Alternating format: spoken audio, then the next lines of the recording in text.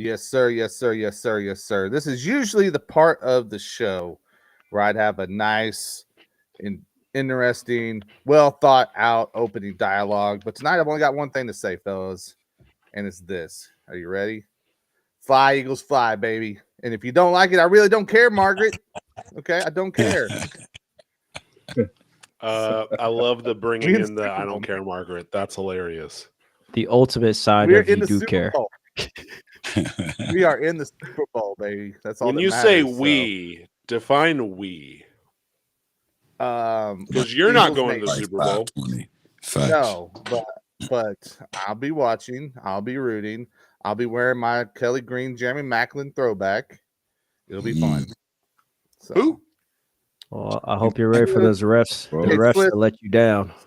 Swiss, let me explain, dude. There's this thing called football, right? I know it's not driving around in a circle, okay? Whoa. I'm not a NASCAR fan. I'm an F1 fan. There's no ovals in Formula One. Oh, okay. Get it right. Don't misrepresent my sport. Community notes. Community notes. Yeah, man. It's FiveTwenty IXC for Monday, January 27, 2025. We are 1 week into Donald Trump America, and by golly, has it been something. We're going to talk about it, I'm sure. But first, let's go ahead. Let's meet everyone hanging out with us tonight. Starting with, we got a return guest from last week, man. Frenchie, the Rista, is back. What it do? Man. Just harsh opinions and biblical facts, baby. That's it. 2 weeks in a row, dude. I made that up. Yeah, I'm so happy to be back, man. These guys are absolutely nuts for even getting me back on. But you know, we have to take it one episode at a time. And I'm just happy to be here. I'm just here so I don't get fined, to be honest. Hey, one more. If you're on the next show, man, they call that a streak. So I'm just Don't get a badge for it. Are you speaking Gen Z? Sports, I don't know. No, man. gamer. It's like an achievement badge. You win 2, that's back to back. You win 3, that's a streak. So there you go. Yeah, man. And Mr. C is hanging out with us. What up, Mr. C? What's happening, man? It has been a while, man. Good to be back on the IXC platform with my brothers and Frenchie. Yeah, let's go, man. That's it. Yeah, man. What you got going at FiveTwenty Radio, Mr. C? Oh man, just came off a couple of weeks ago the Mr. C Live's top 40 countdown, counting from 40 to 1. It was a blast. A lot of great artists on the countdown, and of course, I'll be coming back with some new mixes for Live with Mr. C, and I'm trying to get some new shows on the station as we speak. Got a couple of people coming on real soon. I'll be promoting that in the days to come. Yeah, man. 520 IXC on there. Oh yeah, 520 IXC's on there Wednesdays, 5:20 p.m. Eastern Standard Time. Rock out with us, man. See what you did, though. Nice, bro. Big Swiss looking all fresh and so clean with his cut going on there. Got a haircut, trimmed my beard down, knocked a good 5 years off the look of my face, which was good. So yeah, I'm excited. Needed, Swiss. Yeah, it was tough. It was about time that I trimmed that beard down a bit. It was starting to look a little round. But yeah, excited for the discussion tonight. I'm sure we're gonna get in a lot of trouble. Big facts. That part. Dude, that's why I'm not even teasing anything, dude. We're just gonna, we'll get into it in a moment here. So, but KD's back. We missed you, KD. Man, and I missed you guys. So Did it's you, though? great to be back. Always. Okay. Come on now. You complete me, Eric. IXC completes me. Monday nights at 7:00 Central Time completes me. So yes, I can feel the void. Yeah, man. Love it, dude. And of course, Eric Boston, hit me up on X at Eric Boston 3. Drink your chocolate milk if you got it, because look at this. Protein, strong bones, all the things, dude. All the things. So do that. Yeah, man. We're gonna get into it. Let me get back to this screen. I'm not even gonna talk, dude. We're just gonna watch this clip and we'll start talking. Hopefully this works well. I'm trying this a different way here tonight, but let's see if we can't check this out.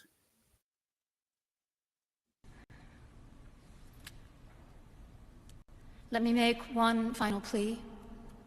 Mr. President. Millions have put their trust in you. And as you told the nation yesterday, you have felt the providential hand of a loving God. In the name of our God, I ask you to have mercy upon the people in our country who are scared now. There are gay, lesbian, and transgender children in Democratic, Republican, and independent families, some who fear for their lives. And the people who pick our crops and clean our office buildings, who labor in poultry farms and meat packing plants, who wash the dishes after we eat in restaurants and work the night shifts in hospitals, they may not be citizens or have the proper documentation, but the vast majority of immigrants are not criminals. They pay taxes and are good neighbors.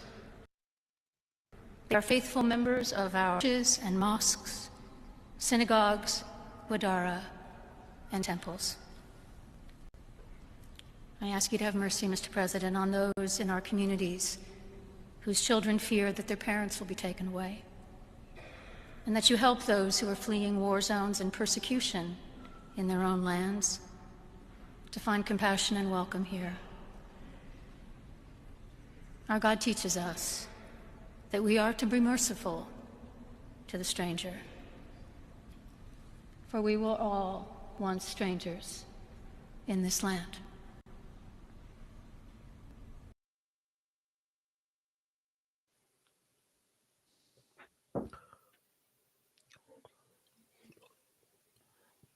All right, I know it started having some issues there. but I Was trying that to stuff. was that AI or was that a real person?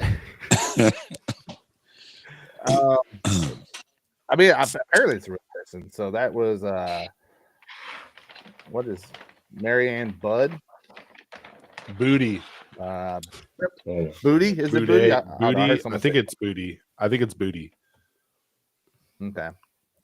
Either way, that was the National Prayer Service last week, which is something that takes place Inauguration Week as part of those whole festivities. And obviously, she took the opportunity to talk about a lot of things there. What do you guys think? What was your reaction to this? I think, honestly, there's some stuff that's not like so crazy. But then I think there was some stuff that I'm like, we're stretching it a little bit here. What do you guys think? My question would be the same just like before we even get to the content. My question is the same of a man named Peter Heck. I actually tweeted this today that he's an op-ed writer for Not the Bee, which is Babylon Bee's non-satirical website that just talks about crazy stuff in the news that should be satire. But he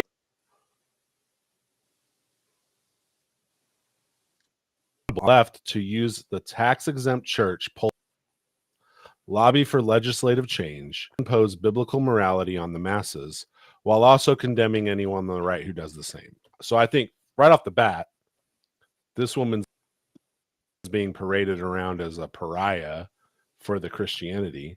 And I think the answer to that question is that the government, the media, the powers that be prefer a lukewarm Christian who would allow a female preach from the pulpit. And they want watered down Christianity that doesn't follow any conviction or tenets, and that doesn't follow any biblical background, because they want to be able to manipulate, control, deconstruct, and then say, well, this is what your religion really means versus what it actually says. And so I think just right off the bat, the premise of having a female bishop was a miss for me. So Hard miss. I thought that, I mean, as an immigrant, right? Someone, by the way, I'm an immigrant. I was born in the Congo, and I migrated to the States when I was 8. So I do get the immigrant speech, but I think we can all low key kind of agree to that to some extent. Like, of course, not all immigrants are criminals, just like not everyone is a criminal. And but I thought the setting and the speech, I mean, you could see the faces on everyone, even people that probably went to that church were like, what's going on right now?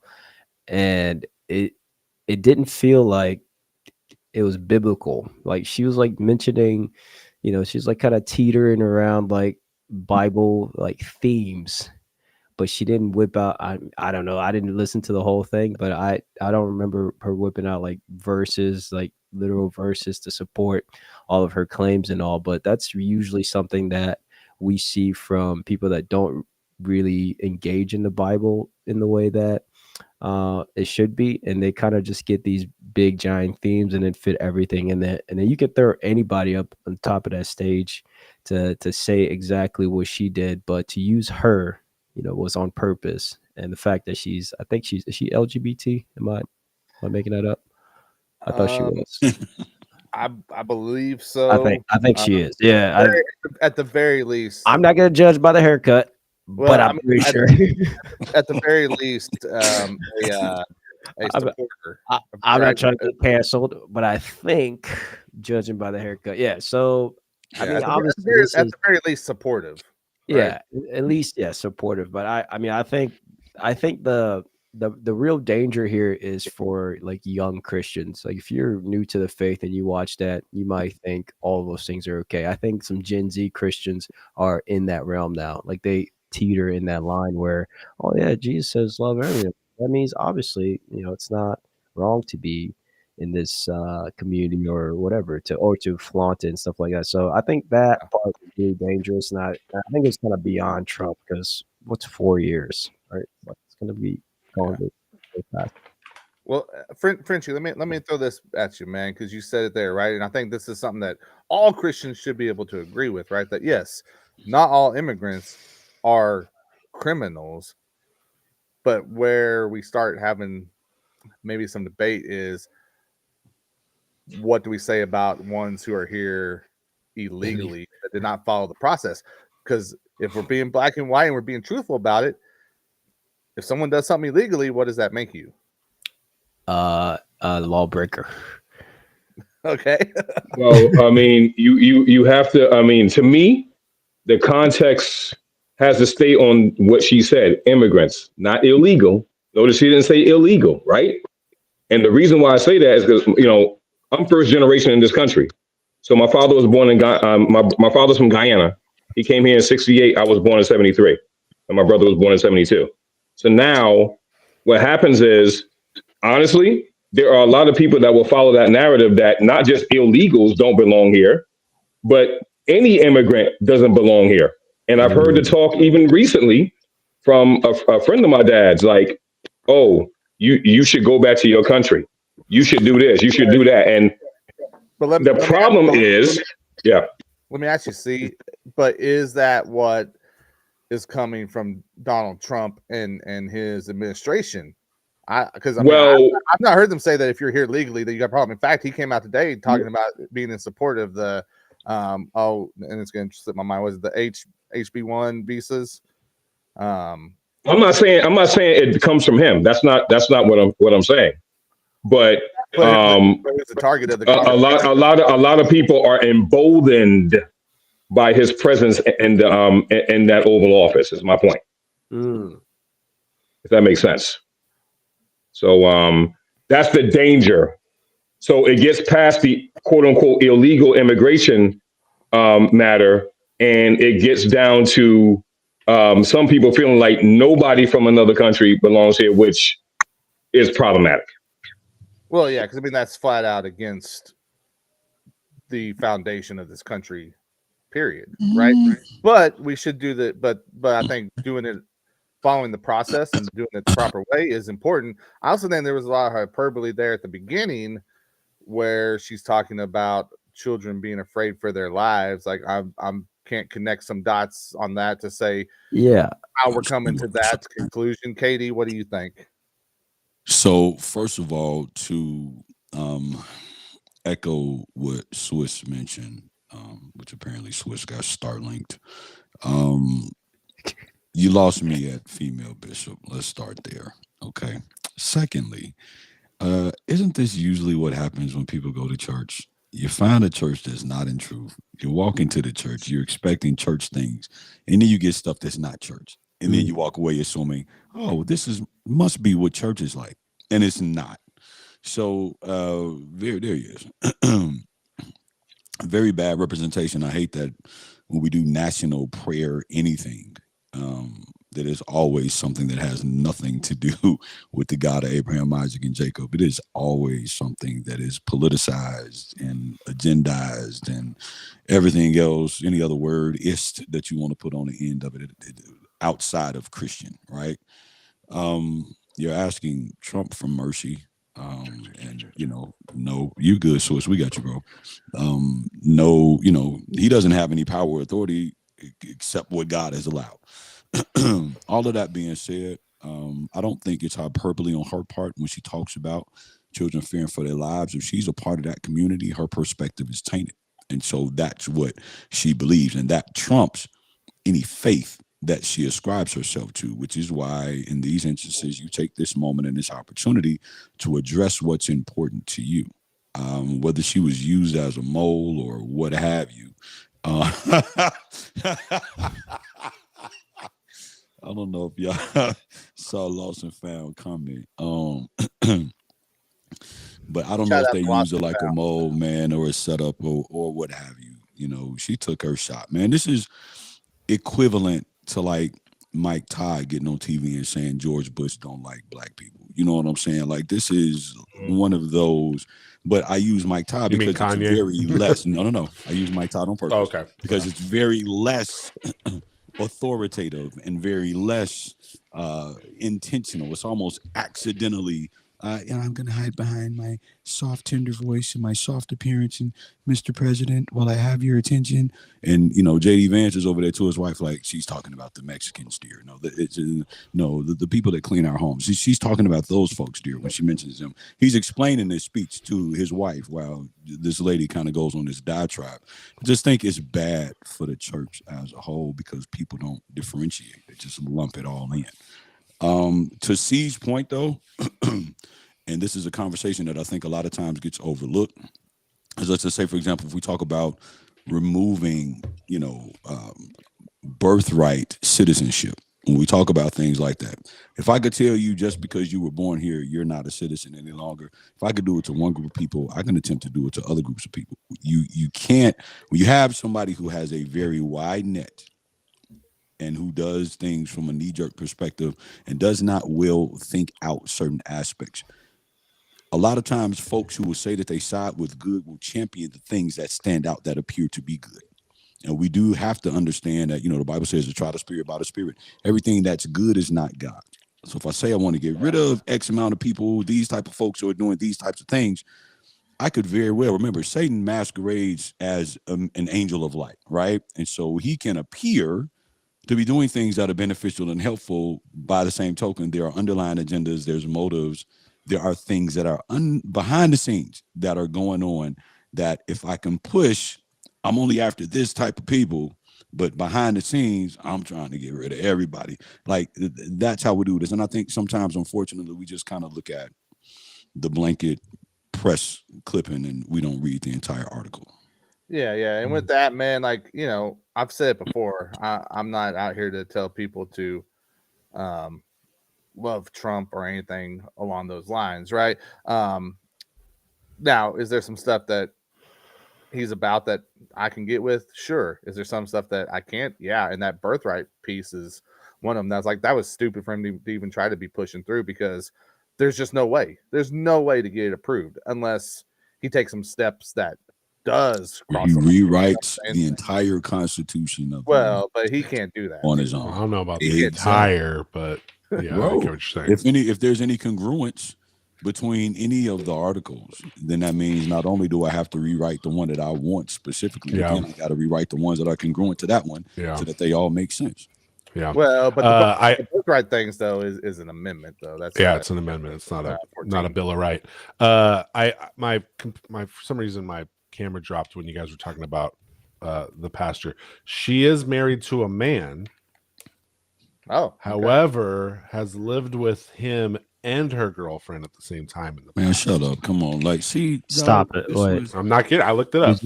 So Don Juan would have been more apropos. Hey, what? You know what you're getting. You know what you're getting into. And so my whole thing to have in the church, right? This clearly makes sense. I'm just like, come on, you guys. Like, this is your attempt. Like, this is your got him moment with Christianity. It's just like, well, you guys are just misrepresenting it on purpose at this point. And the thing with that is that she was specifically chosen by someone. She didn't say, "I'm doing this. I'm stepping into this role." Someone put her in that. Someone got fired. Somebody got fired. But can I say something real quick about this? Yeah. Now we appear to be not literally, but this appears to be some disagreement, say, about this woman bishop who's LGBT being on a pulpit as a prelate, right? Mm-hmm. But for decades, we've been okay with LGBT being part of nationally syndicated gospel shows, and we don't address that. Right, we're sleeping at all of it, bro. We address it. The media does so if we're not addressing what's at first base, why are we trying to address what's at third base? That's my question. That's a rhetorical question. You see what I'm saying? Well, I mean, that's when you have to go back, and I've brought this up on the show before. If you read the 1989 study or book called After the Ball, that was written by two gay activists, it was a response to the Southern Baptist Convention stance on gay marriage, and they had a whole conference about opposing gay marriage and getting like LGBT. Well, they didn't even have T back then. They had a whole thing about getting it out of the media. They wrote a book in response that was specifically designed for it is the actual playbook that they ran to get us to accept LGBT T stuff in our culture. They wrote a whole book on, like, here's what we need to do. We need to get into sitcoms. And we don't need to be main characters. We need to be side characters, and we need to be sympathetic side characters. We need to make people sympathize with us. We need to do that for about 10 years, and then we need to get main characters. Like, they literally wrote this playbook out. Now, to the author's credit, they specifically excluded MAPs, minor attracted persons. But those people are now using the same exact playbook. And we're not ready for, and the transgenders are using the same exact play. They're just looking at this book. After the Ball was written in 1989. Go read it. It is what they are doing. Like, they told you what they're going to do, and they went and did it. And we slept at the thing. We slept at the gates. So it's going to keep happening. What one generation accepts, the next generation embraces. I want to say one more thing. I don't know if you guys saw this, but there is one recently South Asian country that just legalized gay marriage. I think it was Thailand. Yep. And I'm looking at them. I'm like, oh my gosh, they've just started the road, right? Because it's the, for lack of a better word, the Trojan horse that that gets put out in front. It's like, oh yeah, just everyone can marry everyone. But that was the entry level for this country. It started out with gay marriage, which wasn't a thing. No one even argued about it for a long time until all of a sudden that get inserted, and the next thing you know, we have every type of sex in the book. And one thing I do want to commend, or I don't know if you commend, but what Trump did with banning all that, the trans the government, just get rid of that. I was like, what, that was a fire move. That's 100%. Like, bro, just get that out of there. Like, put it over there where it belongs. Like, look, no one said, like, I don't think anybody in this country, I mean, anybody has a problem with somebody being gay. I don't think somebody can go, yeah, man, that guy's gay. It bothers me. Like, it doesn't really bother you. It does not stop your everyday life. You know what I mean? Like, it does not impede impede upon how you live your life every day. And Facts. and that's one thing that I can never, I can never see why they always say, oh man, my rights, I'm fearing for my life. Like, I'm like, where are you going all the time? My barber's gay, There's who all this cut my shit. hair this weekend, and he says it all the time. I'm like, dude, you live in one of the most liberal cities in America. Like that's you're what I'm fine. saying. They They either were shutting live down your traffic this weekend there, Swiss, Wow. weren't they? In Dallas? Didn't I see that they had like streets shut down and stuff with protests? Oh, really? I didn't leave my believe house so. this weekend. I wasn't paying attention. They looking at that Jussie Smollett. Hey, I wanna address Lost and Found just real quick. I'll put this back up here. Yes, it was the 14th Amendment. He said this birthright citizenship pertains only to those who are not governed by our Constitution, i.e., non-citizens. The whole point of birthright citizenship is that you were born on American soil, giving you citizenship. So if we're talking about non-citizens, we're talking about someone that was not born here or was not born to American parents. So therefore, you don't even have a claim on birthright citizenship in the first place. and The the whole thing's crazy, weird. the Well, crazy I think thing the is, idea is that you don't get that. I think the idea is he wants to remove it so that the immigrants that do cross over aren't just having babies here just to get in. but Would be my guess. I haven't looked into it. The child gets it. The parents don't automatically get it. That's not how it Correct. works. But So- then it's like, do you separate the family? And I think we would all agree, no, we wouldn't separate the family. So then what do you do with the illegal status of those that did come over to do that? Like, it creates a compassion issue. I said it like this, man. I don't know what y'all think, and we're gonna get into a little bit more of this here in just a second. But I said it like this. Illegal is illegal, one way or another, right? If I walk down the street and I rob the gas station, no one's gonna be protesting and saying, "Oh, turn a blind eye to it." No, it depends on it if you're in Chicago or San Francisco. Well, I mean, but it's a choice that's made, right? And, right. And we can not like it, No, right? We like- can not like laws, but if we don't like laws, then lobby our lawmakers, right? And see if we can get changed. But at the end of the day, as Christians, are we not told that the law of the land is what we have to follow while we're here? Give to Caesar what is Caesar's. Yep. Katie, you looking at me like don't wrong. compromise your salvation. Right, Jesus exactly. said it best. That part. Exactly. Well, and to bring it a little bit more closer to home in the sphere that we occupy here at 520, we are connected to the CHH world. Let me get over here so I can bring it up. We've seen Christian rap artist What Up RG. He's on Reach Records. He's been tweeting a lot the last few days, and he's got some stuff that ties into this. And we know that he's got a history, and his story is very close to all of this here. But let me pull this up and check it out real quick. So he said, for my Christian fans who feel it's okay for, quote, illegals to get deported, you can't call yourself a Christian and neglect the marginalized and oppressed. There are thousands of honest, hardworking people who are being separated from their families every day because of unjust laws. What's your guys' response to that? And again, this isn't picking on RG by any means. We're looking at the bigger narrative here, because this is conversations that are happening, it seems like, without ceasing, especially for the last few days. It's just going on constantly. Not like it hasn't been happening, and I don't see an end in sight there. What do you guys think, though? I mean, I have a hard time with us telling Christians they're not Christians because they view something, especially in the world of politics, differently than we may. EB, I'll say straight up, I don't think any Christian can even call out any Christian and say, like, you're not Christian. Because first of all, it's God who looks at the heart, right? It's all in the heart anyway. Because there's a lot of people that even walk around, don't claim to be Christian, or, don't put it up front, but in their heart, they might have faith. You know what I mean? Because didn't people get healed from Jesus by just touching his coat or whatever, right? It's all in the heart. So for a Christian to say, "Oh, you're not Christian if you do this or if you support this," is crazy to live on that type of hill. You know what I mean? To kind of go, this is definite. You're definitely not Christian if you're not supporting this. But ultimately, I think what we're falling into the trap of choosing a side, right? We're choosing a side that's not God's side, because the only side we choose is God's side. That's it. And we will fall in this trap of choosing between these two political parties, or whatever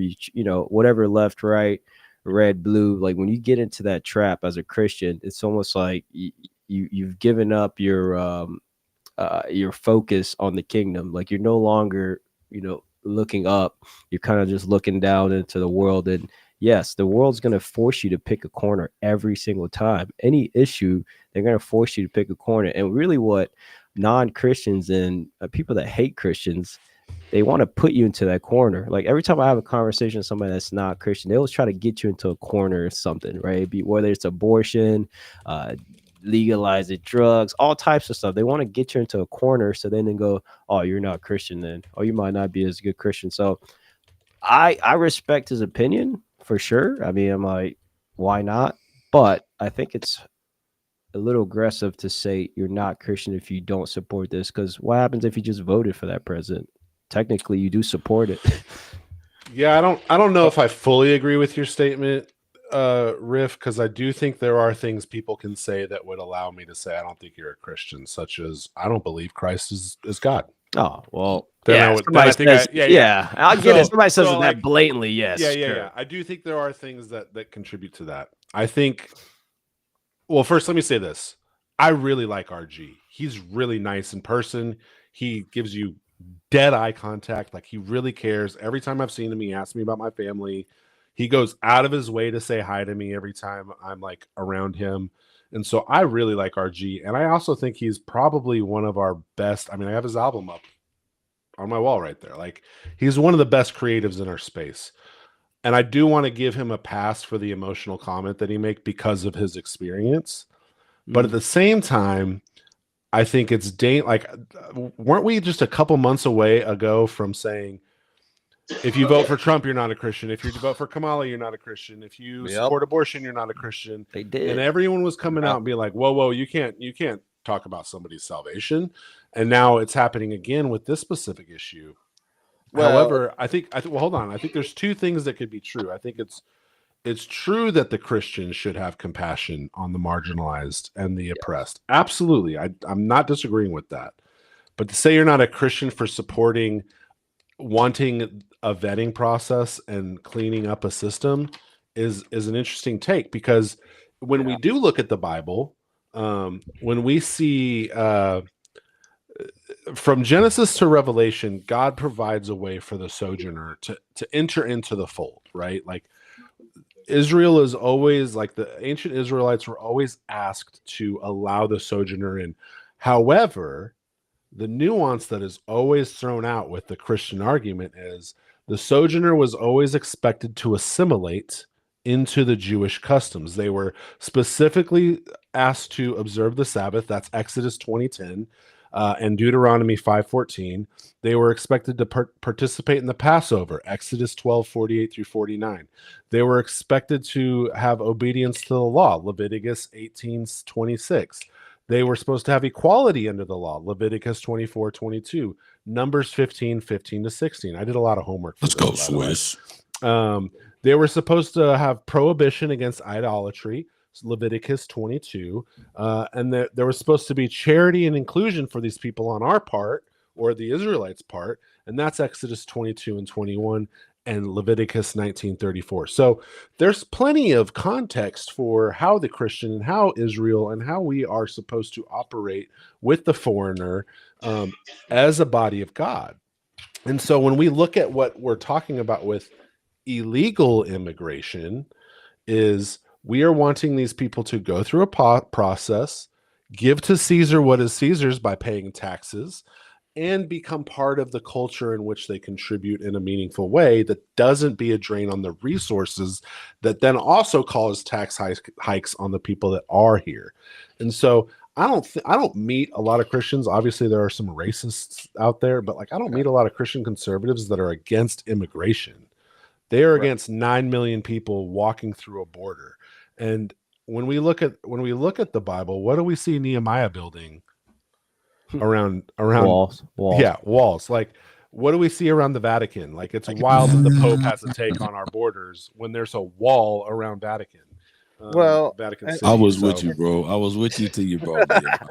Well, hey, and It's- well, Hey, it's- Nehemiah it built, sounds- it's- built a wall. but we also have to remember that when we're talking about this situation in America, America is not the church, right? Right. There's a standard for the church, but we can't hold American politics to that because it's not set up that way. Yeah. Like that is not the same thing. So the government has its rules, right? And we would love it for them to align those rules with the plans and the Hey, y'all want to inside hear of something God. funny? You want to hear Yeah. something funny? Bible, scripture, Swiss. Yeah. Did you know that Jesus himself Was was an immigrant at one point? Well, can I we mean, just he's pause technically and an think about immigrant that, from the like, spiritual world. really quickly? Not just that, but naturally. Why? Because his dad had to take him to Egypt to hang out for a couple of years to make sure that he didn't get marked. Okay, Yep. so we can pause and let's contextualize now everything that really matters, because there are individuals who are here illegally, though are working and are paying into Social Security. Yeah. Why? Because they want and understand the value of hard work and want to build and create something better than what For it their is kids, that they yeah. left. There are individuals who are fleeing extradition. There are folks who are fleeing drug charges, murder charges, criminal conspiracy, gang related. You've got all of these people lumped in, just like they do with the church. And so now we look at all of these people the same, and we begin to marginalize them and take away from them because each one is not the same. They're all different. Yeah. The issue is that when you lump in and you want to say blanket illegals, there are some folks who are running for fear of their lives because of whatever it is that they got going on in that situation that's over there, and they need to be free. Absolutely. Do I really want to sit down and Well- say, well, you know what, in order for me to provide what I'm capable of providing, I'm going to run you through an entire process. Now, they might be willing, but that means initially to start. That's the same thing. So that means Jesus going into Egypt out of fear for his life, under the protection of his father. We're going to run Jesus through a process of him having to gain Egyptian citizenship in order for him to be counted and considered. Well, you're Maybe- applying a modern day I understanding. got of a couple citizenship. of questions there. I got a couple of questions there. One, what was the Egyptian rules on people coming in? Yeah. You have to take that into consideration. But two, I think you made an interesting point. So we're making choices, right? Yeah. And sometimes the choice is worth it. The chance, the risk is worth it, right? Go back to me going down the street and robbing the gas station, right? If I need that, whatever, I'm taking that for my family, and I've said I'm willing to take this risk, now all of a sudden am I accepting of the consequences that could come with that, right? Yeah. The problem is it's extremely difficult to vet. So when you're talking about the masses who have swooped in, rode in on buses, freight trains, But that's it's why it should be hard done the to- correct. Of course, it's that's why it hard, should be done but in the it's not. process that's Yeah, laid but out, it's also you know? not hard for our government to hire 88,000 IRS agents to check all your receipts. Well, And so, So you if we know, want to obviously we do have it, resources we to make do a what we way want to do it. Exactly. let me ask Well, you guys one question. So what about the actual immigrant himself, right? Coming through the border, but he's a Christian, right? He's breaking through the border, breaking the law to get into this country. What about him? Like his own conviction. You know what I mean? Like you've just broke the law. You got here illegally, right? So now we're all, all the Christians in this land are going, oh yeah, we're supposed to, yeah, of course, like we're supposed to have compassion. But he initially, like yourself, like you broke the law. Like how does a Christian immigrant that actually does that, follows through with it, how does you rationale that? You know what I mean? Do they go, yeah, it's okay? Like, you know what I mean? It's like God wanted me to break this law. God led me here, or We have to understand I that don't everything think that's being God- done in obedience to God isn't always going to fall in line with what With the man law. says should or Yep. should not Mm. transpire. So being Yep. in the world, not of the world, now takes on Good a point. different meaning. You know what I'm saying? And if I'm a kingdom citizen, now that trumps, pun intended, some of the things that go on in the world, and it has to. Otherwise, I lose my advantage and can thereby lose my citizenship. So even to that point Swiss made about assimilation, there's a reason why when the children of Israel were inhabiting the promised land, that God wanted all of the other prior inhabitants put out because he did not want them to become like them. Yeah. You're going to worship their gods. You're going to take on their customs and their traditions, and your heart is going to go far from me. So we have to look at these situations a particular way. And I don't like the fact that you can just automatically assume that just because somebody is a quote unquote illegal, that they're marginalized. I don't like that part of the tweet as well, because again, now we're lumping people in. It's a broad brush. Yeah, I want to right. address what Austin Found said here. Yeah. I was going to bring that up because I wanted to get that before KD got that's a good here. point So let too. me bring this up here. He says, Lost and Found says, where is the compassion for the families who have been negatively affected by illegal immigration? I don't hear many people with a liberal stance acknowledge them. So I have a whole point on this that I have like locked in the chamber, ready to go. So here we go. Let's go. I am old enough to remember that the whole COVID lockdown was worth it if it saves one life. Do you remember that? That was the statement that they said on the media. That is the every news station ran with that line. And I have watched the news cover multiple murders, multiple rapes from illegal immigrants. And so you would think the same logic would apply that, hey, if it saves one child from being brutally raped and murdered, then maybe we should vet a few people, and maybe that is worth putting millions of people through a process where they have to wait outside of something like we were told to wait inside of something. And so I find the logic of this wildly inconsistent from that side. And the same thing would happen. Yeah, the same thing would happen if you went to a restaurant and you had a bad experience at that restaurant. Just one bad experience. Let's say you had bad, the food wasn't cooked well and your waiter was rude. One, you're telling everyone about it and you're never going back, right? Like that's what most people would do. In fact, when you study hospitality, out of 10 restaurant visits, a person is likely to have tell about a positive experience 3 out of 10 and tell a negative experience 7 out of 10 times. So just on that logic, it's like we're willing to boycott everything over an uncooked steak, but somebody rapes a bunch of people start raping and murdering people in our country, and we're like, we need to have compassion on all of them. And it's like, again, it's the same thing on the other side, right? When you say they're all criminals, or no, they're all marginalized, or oh, they're all, it's like, no, let's just be consistent and rational and be like, hey, let's just vet everyone and not separate families. Well, and I also if it takes longer, it takes longer. Yeah, and that's one thing. I'm gonna bring it back around to. I'm not hearing anyone say we don't want anybody coming here under any circumstances. Yeah, we're saying just please do it the way that we have it laid out here, so that we make sure that you're good. Yeah. Go ahead, that way, bro. Your mic's not working, Riff. Oh, I'm saying that's interesting what you said. Sorry, but I would highly recommend you not follow the logic of the government or anybody that none of that stuff makes sense, man. None of it. I've been confused since day one, but I think that's the point. I think they don't want you to get it. They don't want you to figure it out. Yeah, that's why you're supposed to be really busy working and chasing a career, because if you sit back and just look for 5 seconds, like, wait a minute, did you guys know taxes were illegal in 1940 something? Okay, people literally theft. Add one tax, people were like, what? And then we threw a bunch of tea into the water just to get tax, for one tax. But I'm like, okay, wait, the rationale, because you know what? We're busy, we're working, we have bills, and the more bills and the more taxes we have to pay, the more busy, the less time we have to pay attention, and then the more confusing the government. I mean, there's no reason why these laws and amendments are 15,000 pages long.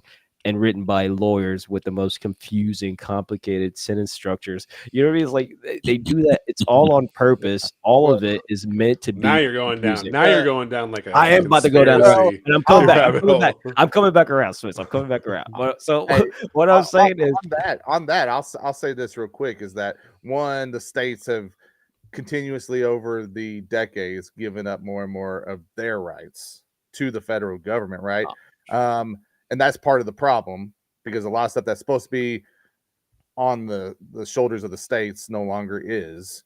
But I do think that the last 4 years put some states in a spot of, hold on, we want to take some of that responsibility back at this point. I think we're seeing some of that shift. But go ahead and finish your thought. no, what I'm saying, just to bring it back around to the borders, immigrants, and there are clearly immigrants that come in here the right way. Like my family, we escaped war in Congo, and then we got naturalized. I'm American. I did it. It was all legal. It's not like I had any much to do with it. I was just kind of dragged around. But yes, there's also people that are coming in from the Mexican border legally, like actually driving through the actual lane, waiting in line, doing their paper and doing that. But then there's a ginormous amount. And literally, I mean, if you're opening up prisons in any country and then sending all of them to another country, any other country would have a problem with it. Matter of fact, every other country has the strictest laws about becoming a citizen, except for London. all that. Yeah. Most countries are very strict about how you become a citizen, how you get into the country. I mean, super strict. The U.S. very loose. So because honestly, it's very spacious around here. But still, I wonder if how many people realize that Mexico has a wall along their southern border. Mm-hmm. That part. Yeah. But that's what I'm saying. Borders are even heaven. We know heaven, the kingdom of heaven, has a border. Has a gate. But this might be a biblical conspiracy, but border for what? What's going on up there? There's got to be other kingdoms, because Jesus is also King of Kings, and not just one king. He's the king of whatever's going on up there. But still, I think ultimately that there are some really bad people that are coming in through the border. I mean, really, I'm talking some nasty work people coming in through the border. And of course you want to address that. That sounds like common sense to me. Like if somebody's really like a bad person, like coming in here to do bad, to do evil, to sell drugs, make drugs, or kidnap kids, bring kids in, like those are just bad people in general. If you can weed them out through some type of vetting process, why wouldn't we use the vetting process? I mean, I feel like common sense is not applied. Well, Swiss mentioned it's not applied equally through any kind of logical debate in the country we live in. So Dude, common sense went out the country a long time ago, man. They went on vacation. Hey, just on the topic though, I know we're talking about Trump's first week, but this I know I saw this on Twitter how he signed 100 executive orders, and people were like, they don't even think Joe Biden signed 100 things in 4 years, and I was like, no, he signed. No. He signed 98 his first week. Yeah. He signed. Yeah. What was it? It was like two. It was in the 200s. Yeah, he signed like a ton of executive orders. 260 something, I believe. But what were they though? That's why Trump has to do so many, because some of it was. But I mean, he did stuff on like chip manufacturing that I think got under the radar on conservatives. I think was good. I mean, I can't say Biden was the best president. He definitely wasn't, but he might have been the worst, but he's still got a few good things done. Well, and I think that should be a litmus test for anyone. Can you say one positive thing about the other side? It's like, absolutely, you got chip manufacturing going in America. I can say a lot. I think it's also important that we address this, because who was it? Untitled put something up on X, and I can't even remember what he said now, but it was talking about I think it's actually the 14th Amendment stuff, the birthright stuff, now that I'm thinking about it. And I was he was like saying, hey, executive order is not a law. Correct. But what an executive order does do, and a lot of people don't understand this, is that they can determine how laws are carried out and enforced, because that is the role of the executive branch, is to enforce laws. Mm-hmm. Right? If they sit back and do nothing on it, the law is there. But if they're not making it, if there's not an enforcement policy, if there's no one actually conducting that, then it's just written down somewhere, right? I mean, that's what it is, and that's where these executive orders come into play, is presidents determining how those things are going to be carried out. So hey, Lost and Found said this. I want to kind of hit on this real quick too. He said this a little bit ago, but he said his wife was 9 months pregnant in Toronto in 2016. If she went into labor, I wouldn't expect my child to be a Canadian citizen.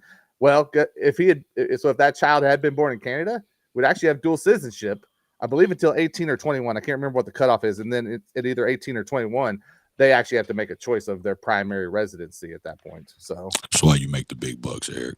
That's right. I mean, history degrees and teaching government classes come in handy sometimes, So, man, that's but that's the thing though, right? Like, yes, even and as an American citizen, because of your parents, like that's the rule there. That's how it applies when it comes to Canada.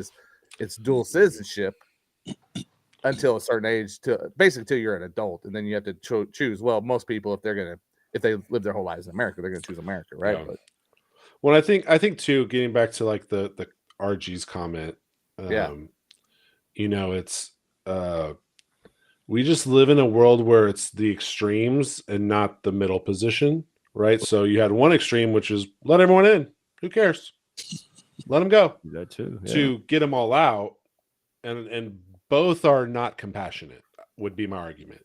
Allowing everyone in isn't compassionate to your current American base, and kicking everyone out isn't compassionate to the people that are trying to make a better life for themselves.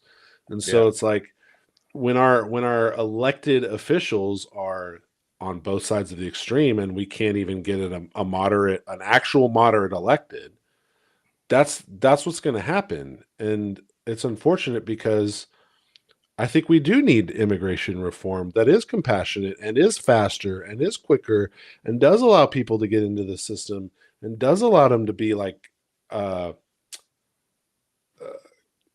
when I say contributors to the society, I mean through a government stance, not just that they are actually doing work, right? Yeah.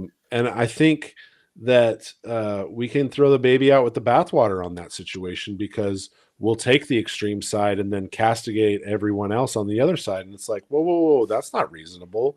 And so how do you actually have that conversation without being emotional, and just using like, hey, what's the best approach that appeases everybody?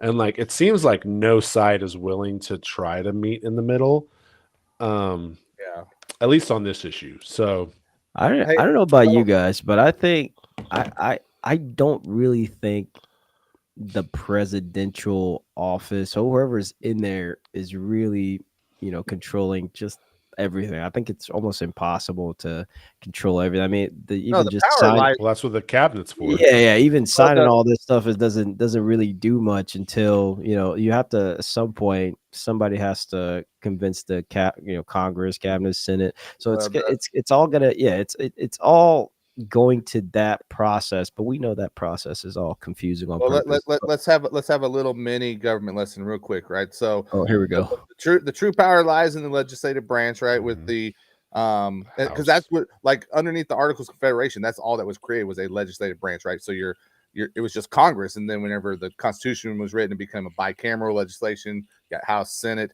and then you added in executive and judicial. And the thing that people forget is that these three branches are supposed to be at odds with each other. They're supposed to be fighting for that power so that no one gets it.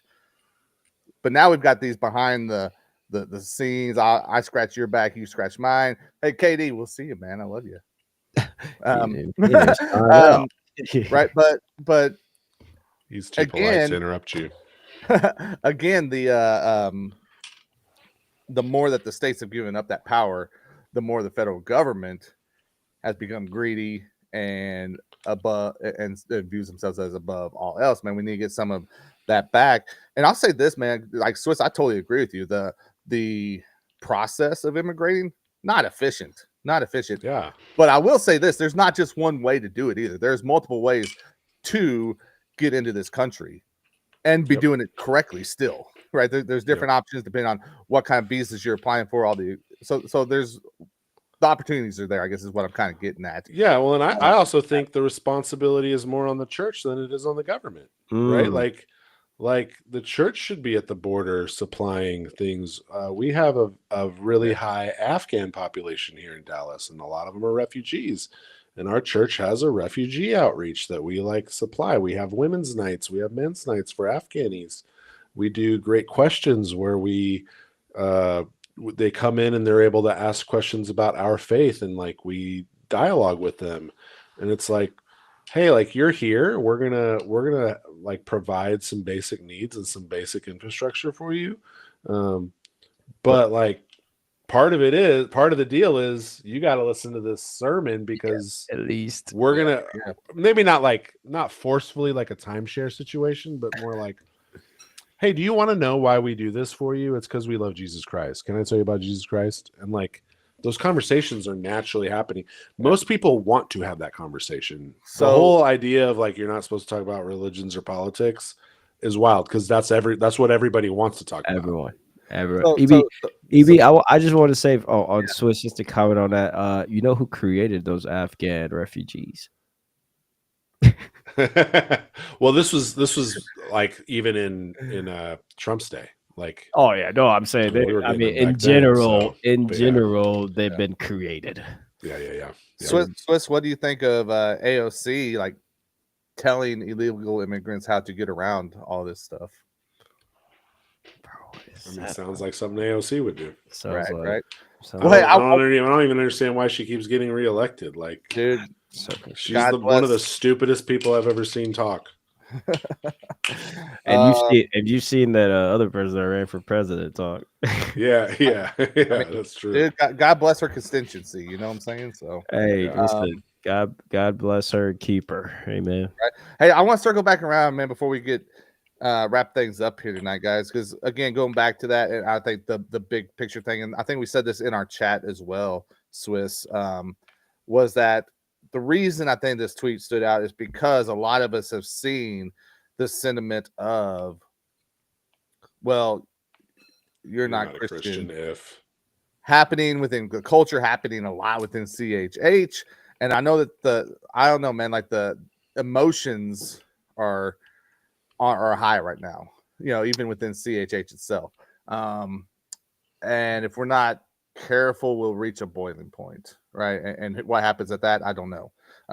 But maybe we can get ahead of it. Maybe we can avoid it, right? So how do we deal with that of getting away from division, which we've been talking about for a long time, needing the unity, but it seems like we're just kind of treading farther and farther away from that. Well, if I could say, the sensational posts are the most attractive. They catch our eyes, and I think Swiss, you categorized it right. I mean, you know, RG. I'm not that familiar, just his music, not like on a personal basis, but I would say we've all felt that level of emotion to a certain topic at some point, but we've maybe not just said it. And I think sometimes I remember somebody used to say, I can't remember, it's an NFL guy. You guys are a big NFL fan. Somebody from the NFL, it was a coach. I can't remember, maybe Herm Edwards or something. It was like way back. This is like way back. Yeah, maybe Tony Dungy was like, say something about like, when you type up whatever, don't press send. You know what I mean? Like he's like, he said something, he made a point about, you can type up your frustrations or whatever, just don't press send. Don't hit submit, whatever it is. Because usually when you do, out of emotions, after that, you're like, oh man, you get taken back. Because you get read all that with a calm spirit. It's like, oh man, I probably shouldn't have been that sensational. So I think in a way, there's probably a little bit of that in that message. And for us Christians to analyze these kind of situations, it takes us getting into the word. And I think for somebody that is going to come out and make a public statement, I think you should, if you're a Christian, at least dig into the word and, bring up something about the word. If you're going to be that, upfront and very bold, then connect it, tie it back to the world. But just, calling people and saying, hey man, this is not Christian if you do this, because everyone's going to be able to do it. Matter of fact, non-Christians do it. Non-believers call, like they'll say you're not Christian because you do that. So that's something non-believers do as well. So if we get into that kind of realm where I'm like, I'm calling you not Christian for doing something, I'm calling you, but you know, you saw me get baptized, you know what I mean? Or something just like to where we're not cannibalizing each other, you know what I mean? Like it's like the community, first of all, the Christian community has always been extremely separated, you know, not just denominationally, but also just everyone interpreting the words, the you know, however you want to. You interpret it however you feel the emotion at the time, and I think that also can be dangerous. But ultimately, do you have free speech? Yes. All right. Can you say how you feel at the moment? Absolutely. But when you are a Christian, you proclaim that publicly, you are now held to a standard that you set up for yourself.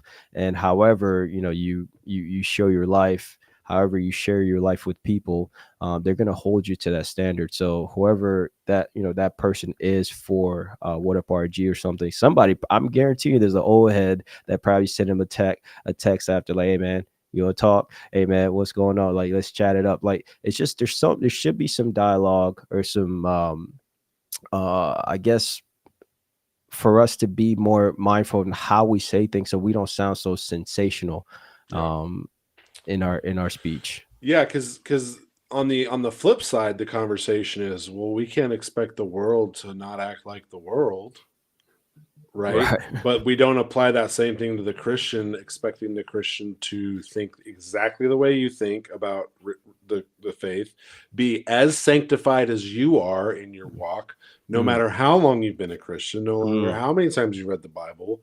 We're willing to say, hey, you're like, I think it's just wiser for someone to assume, like, hey, I don't think you've reached that point in sanctification where you have this conviction yet. I think that's like a very reasonable thing to say to somebody that is fair. And you're talking about convictions, not essentials.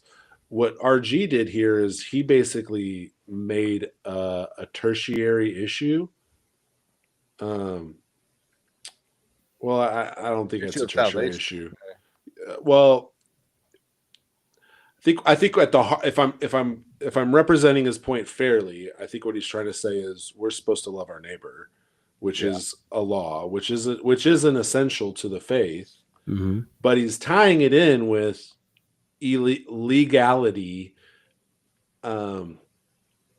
which is instituted by the state, not by God, in this specific context, and that we are supposed to apply that. So what he's really asking for is either, does the state need to accept the biblical mandates and become a Christian nation, or are the people supposed to assimilate to Christianity against the government? So it's like you can't have your cake and eat it too.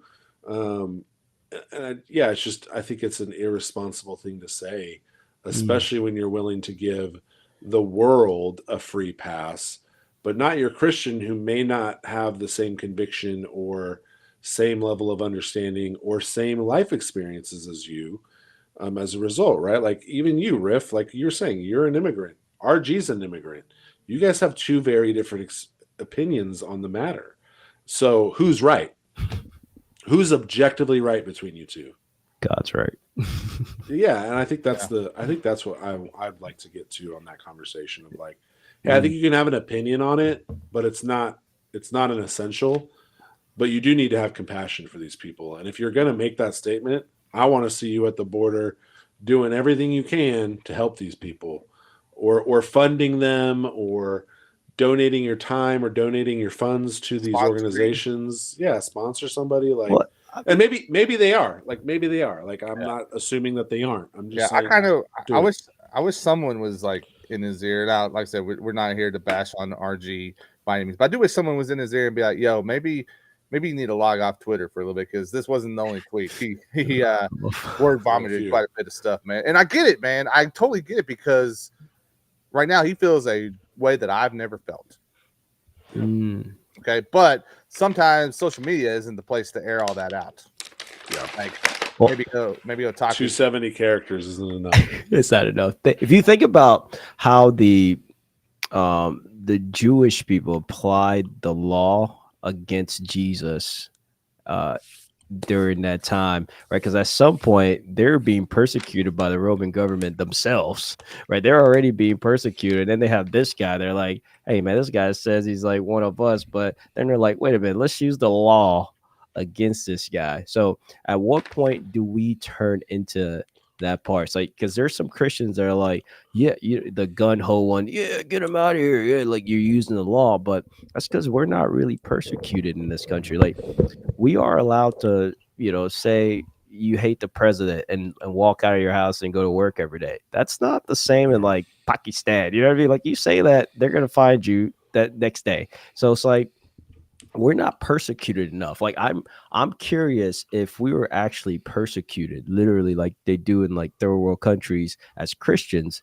would we still speak, this bluntly? Like, would he still say something like that if the government's on you and also they're on that illegal person too, right? They're on both of us. Like, technically we're all on the same side, but I can't stop and thinking about how we can also as Christians use the law to reprimand other Christians almost.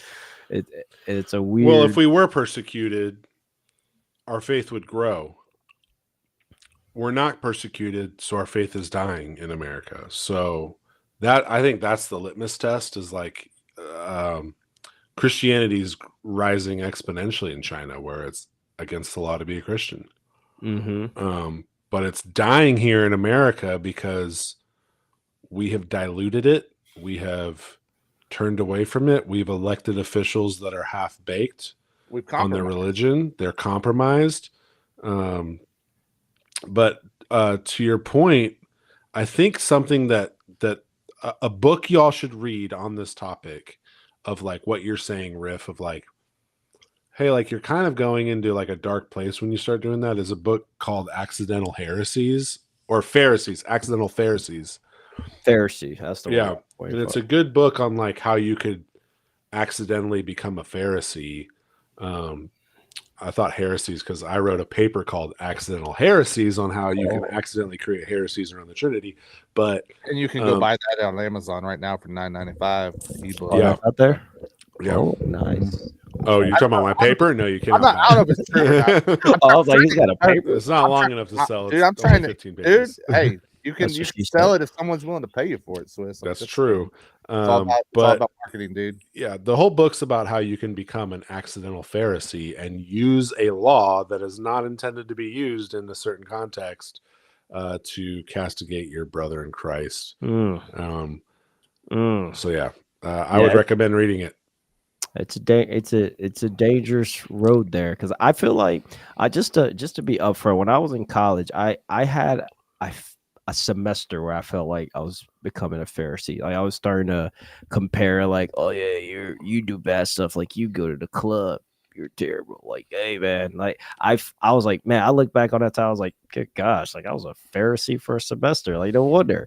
You know, I'm running around like crucifying people, like, hey man, you're terrible. So that can happen. This is why when you see these sensational headlines, it's important to go, okay, what does the Bible say first? And as all Christians should do, because I mean, it's not what Up RG says or not what Lecrae says on whatever, because that's what most people are looking for, that are just, looking for some sensational stuff. It's like, what does this guy say? What does KB say? But really, it's like, all right, what does the word say? And can I just rely on that? Cool. I could be well. cool. And what does the word say holistically? Like, how are you allowing Scripture to interpret Scripture? The first two rules in hermeneutics is, one, context is key, and two, never read one verse. No. To make a statement. Like, there's always a supporting verse. There's always multiple supporting verses. And so when you are making the claim that Christians are supposed to care for the oppressed, the widow, the marginalized, and whatnot, in what context do you mean that? Does that mean harboring criminals in your house? Fugitives? Like, technically, if you let Paul stay at your house, you were doing that. Right. Like here would be my question is, like, would you just let a complete stranger into your home with your children sleeping in your bedroom without at least asking them a couple questions? In the bedroom is a little aggressive, maybe downstairs. But yeah, that I think It's common sense. What you're posing there is a question everyone's going to have the same answer to. Yeah. No one's gonna, unless you're, back in the 80s and the hippie days. I feel like some of those people would have gladly said yes to that. Yeah. Well, and we've been saying it, man. We've been saying it. One, you gotta get in the word. We gotta read the word. We gotta understand the word. We gotta let the word Gotta get in the teach word. us stuff, right? And here's the thing: we also have to be willing to be honest about what is our personal preferences and the way we'd like to see reality be. Mhm. And if it doesn't line up with the scripture, we need to be willing to admit that and seek that forgiveness, seek that change. Now, I'm not saying that RG needs to go do that. That's not the point here that I'm making. I'm saying if we want to see things get better, I think that's what we've been kind of getting at with our conversations here, is we want to see things improve. How do we do that? Because we have to worry about the Christian culture. Donald Trump's not going to worry about it. Joe Biden's not going to worry about it. We have to worry about it. Yeah. EB, do you think from like a real high level, do you think things will actually improve? Because the Bible kind of tells us things don't improve, especially Matthew 24. Jesus is saying things won't really improve. So that I struggle when people, when people say, yeah, things are, supposed to improve, supposed to get better. But I think ultimately they don't, kind of in a like if we're talking, It's gonna get worse before it gets better. Well, okay. So yeah. my honest opinion on that is yes, it's going to keep going downhill, but that doesn't give us an excuse to stop seeking it, right? It's the same way. It's the same way where a lot of people like to say, "Well, we're all broken and we're all sinners," as if that's an okay statement to live by. And it's like to keep sinning. Yeah, that's not an out. It's not a scapegoat. It's okay, but your goal is to not do that regardless, right? Your goal is to chase that holiness, right? To chase that sanctification, right? But we don't. We like to say, well, things are gonna get worse, so whatever it is. No, that doesn't mean we stop trying to make it better. Yeah, yeah, you're right. Some people give off the wrong perspective, and I see a lot of non-believers, say, "Oh, are you supposed to be, living in this? Like, are you supposed to have all these things?" And I'm like, "Because you're Christian." I'm like, "What? What? Well, like, where are you getting all that stuff from?" Well, with that, you got to ask yourself, why are they asking that? They're asking that because they hear sound bites. They have no idea what they're saying. Yeah. They don't know what the word says. I think I find Christians that have soundbite versions of the Bible. 100%. Christians that we talked about that ad nauseum here, man. Yeah, I'm like, bro, what? How do you not even? I don't know. But anyway, that's you can get to that point. You can go on and on. But ultimately, I think we're all kind of saying that the Bible is the truth, is the final truth, and how we interpret it is very, very, very important as well. But also how we ourselves are emotionally charged when we make statements as Christians, because everyone, every Christian can make a sensational statement at any point. If you want to, you can piss people off really fast as a Christian. Go stand in front of an abortion clinic and hold up any verse. It could just be Jesus wept, and somebody's gonna, throw a tomato at you. So it's like we can be very sensational. So I think not taking advantage of that in a way that it's going to bring the attention to our faith negatively is very important. Well, let me go back to your question though, because knowing that stuff's going to get worse, right? Are we going to be able to fix the whole big picture? Probably not. But my question is, regardless of things on the bigger scale getting worse, can we make things better in a space like CHH? No. Wait, it's impossible. Why not? Because they're too influenced by idolatry of the secular culture. Preach. well, okay, I'll give you. But like if CHH truly got behind this idea that we like to scream, But of, we but need to that unify. premise already fails because that won't happen. Can a town come together and make things better? Yeah. Can a community? Depends on the size and the people in it. Yeah. You know, like At some point you get too much, but like I think the smaller is better, man. I don't think we were Yeah. meant to live in these metroplex with tens of millions of people. I don't think that was ever the situation that we were supposed to be living in. We were supposed to be living in these small communities. And now our culture has taught us to offload our elderly people to homes instead of caring for them. We give children up for adoption. We abort children because they're inconvenient. Like, we're never going to get there at the scale that we are at. In fact, I think that's the reason we see wars and things in Revelation, is to whittle down the people that like aren't about it. Dude, but I do think that the expectation is for the kingdom. Sure. to Yeah, live I'm not saying that. That's You know not what I'm saying? true. Right. But and the kingdom's sizable, right? The kingdom is going to be at odds with the world, and the world's going to be at odds with itself.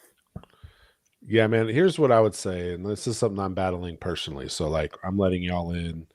This is like a piece of vulnerability of what I'm battling with in my head right now. Like, I tweeted a couple days ago, like, as we've talked about on the show a lot of like listening to secular music and how that could lead down like a bad trail. And there's some people that have convictions against it, and there's some people who are like, it's a conviction, I don't think it's a big deal. And I tweeted this thought the other day because it literally popped into my head. I was like, can you imagine God telling Israel, hey, when you're done wiping out the Canaanites, you should start singing their songs. Don't sing my songs. You should sing their songs too, because they got some dope songs. Those Canaanites, they got the high production quality. You don't. You've been in the wilderness too long. And like, that's really convicted me around like what I'm thinking about, like, what is an idol? And like, what are we doing with our time to glorify God? And like, I even thought it last night. Last night was the first football game I watched in 4 years. And I was like, this just doesn't do it for me anymore. And like, I'd rather be doing something else than watch. And that's not against, like, I think we have freedom to be entertained. But like, all I felt like was I was getting ads every 15 minutes or every 5 minutes. For 2 minutes, bro. It's way too many things that I'm like, okay, I'm actually starting to see a pattern here that like I'm not aware of, because I don't get to watch commercials on a regular basis. I have ad-free everything. And so when I actually watch ads, I'm like, this is an ad? Like, this is wild. Ugh, right. And we're so desensitized that we will like sit and just, stare at it just like this is. So it's, I'm not gonna lie, I completely, just to be just as vulnerable to it, I recently, and I mean like probably 6 or 7 months ago, where I deleted like Spotify, Apple Music from that same conviction, because I used to think, all right, I don't actually listen to everything that's new, because I always loved like early 2000s everything, right? Sure. R&B, hip hop. I just thought music was just made. I mean, it sounds so good. It sounds timeless. The beats are just always hitting. I'm like, and I just love. And I had these like playlists, this R&B playlist where I just like I'll steal ideas from, because I'm like, I'm just I'm listening as a producer. I'm not really taking it all in. But then I'm like, I am taking it all in. You're taking all of it in. And I'm like, okay. And I made a video about this, even, putting myself out there, because I was like, I realized you really can't. Like, it's like saying, oh yeah, I'll just do a little bit of, hard. What's the hardest drug out there? I don't know. Heroin. Yeah, just be like, oh, you know what? I'll just do a little bit, because I'm still chilling on this side. But that's actually going all through your system. And I realized that the music, no matter how innocent you think it is, it's our souls are in there with the Holy Spirit. we're sharing that in there with the Holy Spirit. You're just Mm. bringing in all this, you're bringing in all these ideas from these songs that are never that good. Even the really good songs, they're trying to hide it. We know what they are, and they're going all to your brain, and you're thinking, oh, it's not going to affect you. But it made me, and I ended up in the clubs because of these songs. You know what I mean? I ended up all types of places because of these songs. You don't even know, but the song is telling you what you're gonna do. Well, it's all industry planted too. Right. Like there's an intentional message behind everything. It's 100. Well, that's what I'm saying. It's I they're not hiding it from you. never hit it. So it's I was only like, the independent artists that actually have the creative license and integrity to write what they want to write. And I don't think you need to delete Spotify or Apple Music. You can have a phone full of Christian playlists and podcasts. I agree. I think you get rid of Spotify. I did it as a Spotify's king. I needed like just to free my head. You know what I mean? I just needed because either way, you mentioned it earlier with the CHH. Like CHH is super influenced by the secular music industry. I mean, we look alike. Like I see some rappers, and like rappers I like I know what's his name, Lecrae's cousin, 1K Few's nephew, cousin. I don't know. I know they're related, but still, like 1K Few. Like I seen him in a studio with Zaytoven, I believe. There's like a video of him on his Twitter, I think. Him in studio with Zaytoven, but he's got, he's blinged out. They got the same outfit. Like you look into that, you're watching that video, you'd be like, I can't tell who's the Christian in there or anything. You can't tell that because I think that's too anecdotal for you to make an assumption off. No, but it's also right. It's very exactly. You're right. It's anecdotal, but I'm saying like mentally for me, because I know the music and I know who I'm looking at and stuff like that. Like I can't decipher all that. I think it's too. It's very close, right? It's very related. I love CHH. I wanted to be the music, but I was like, it's so influenced that it's so tight. And I think we're at a point where the music is good enough. We can branch off. Right? We know how to make beats. We know how to make a dope play. On its own merit. Yeah, like we can just branch off and really stop acting like that other industry that we know is corrupt. This is the craziest part for me, and I like pointed this out aggressively on the video because I'm like, we know the music industry is corrupt. Like everyone, you can't ask one artist out there and be like, hey, is the music industry kind of corrupt? They'll be like, yeah, immediately. Like they know that. Even ones going into it know it. So I'm like, if you know that, why would we copy something that's corrupt and evil and bad? Like, why would you want to copy? If you're going through the same channels, like you're just what's really the difference other than the word? But I get it. I did talk to, I don't know if you guys know Dice Gamble. She's a older generation kind of rapper, female Christian rapper. But yeah, because I used to work with the Holy Culture, and we were just kind of texting. I was like, she was like, why you don't release music on these platforms? I was like, man, I feel like these platforms are secular music heavy. She's like, well, that's where all the lost people are and stuff. And I was like, that was a good point. Like I did not, you know what I mean? It's not that I wasn't thinking that way about it. She was like, well, that's where all the lost people are. Like, where are they at? You know what I mean? It's like, that's where the music goes. I'm like, yes, but you see what the influence of that culture and that community is doing to our community. It's not right. They're not, they're one and the same in some areas. Yeah, man. Maybe a topic for the future. Definitely a topic for the future because I feel like Big Swiss got something for that. But hey, it's been good, fellas. It's been good. Frenchie, plug your channel real quick, man. Oh yeah. Y'all check it out. Locked In Christians. We are out there somewhere in the stratosphere. Check this out. For every Friday, I do a live Bible study, 9:30. Boom. We just go at it, man. There you go, man. There you go. Swiss. Yeah. I still haven't released my top 10s for 2024. Put that out, bro. I need to do that. Luke DeMarzio keeps bugging me like, when are you gonna drop your list? And I'm like, I wanted to do it 2 weeks ago, but then things got crazy, and then wait for 25.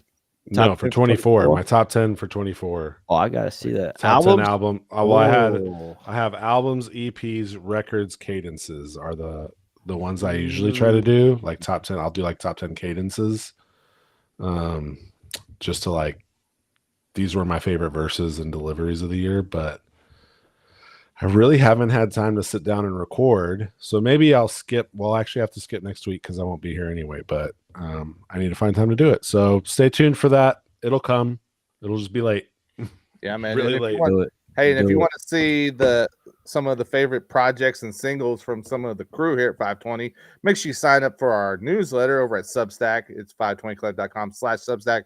We've got those up, our favorite albums and singles of 2024. They're out right now. And also shout out to the people that listens to the audio version of our show. We thank you for subscribing, man. You can hear the audio version as well as get additional news right there on Substack. If you like what we're doing, you want to put a little something back into it, sign up as a premium member and you'll be a producer of the show. So we would love for you to do that. You know, all the things, man. If you like it, like, share, subscribe, tell people about it. But yeah, man, it's been fun. We'll be back again soon for another episode. We'll see who comes along for that one, man. But until then, you know, for my guys, Mr. C Live, Katie the Vessel, go out and do yourself a favor, live that good life and root for the Eagles. So that's what I gotta say, man. Y'all know what it is. 520 Collective, indie Christian culture. Let's go.